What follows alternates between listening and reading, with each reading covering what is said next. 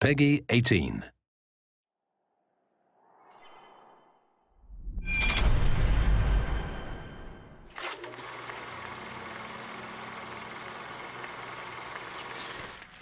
When you think about Bioshock Infinite's characters, in Bioshock 1, I think the biggest character in the world was actually the world of Rapture. And I think with Infinite, we're continuing that tradition as well, that there's a lot of narrative told in the world, and very much probably on the same scale as there was with Bioshock 1.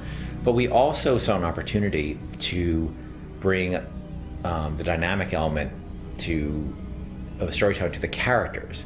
And our challenge of course, is that we don't have a very presentational medium. I mean, you think about storytelling in a lot of games, you're thinking about going to a cutscene or being locked into place, and that's not something we really like to do. And so we created this character and named, two characters, Booker and Elisabeth. One who's a character you inhabit, and the other one is a character that the AI inhabits. Back there at the shop, what you asked me to do. Let's not discuss it. No, what did that thing do to you? If he were to take me back, that's death, Mr. DeWitt. Or something so like it, I cannot tell the difference. Booker is, I think you're going to see him be multi-dimensional throughout the game.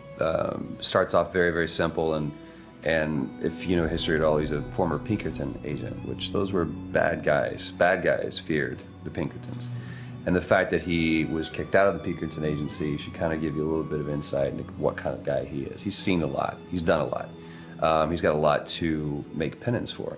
And when he's presented this opportunity, which at first is just a job to him, of getting Elisabeth out of her gilded cage and taking her from point A to point B, that's where I think his journey starts, not just in a literal sense, but more of a metaphorical sense as well. Looks as if some desperate fella called this place home.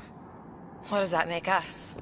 Liz is interesting because she is really coming of age in this story, and she's figuring out what kind of woman she wants to be, kind of getting out of that little girl thing, which has been, even though she's a little bit older, I think being held captive, I would assume her whole life, or however long Ken decides, she's been held captive by Songbird. That's kind of halted her growth in terms of defining her independence. So she's figuring that out, and she's very sweet, very compassionate, and also very headstrong, which I like that about her. He's in pain. Not for long. I need you to step back. Wait, there's a tear. See, right here. Elisabeth, it's just an animal. I can control it this time. It is too powerful. You won't be able to stop it. I wasn't asking for permission.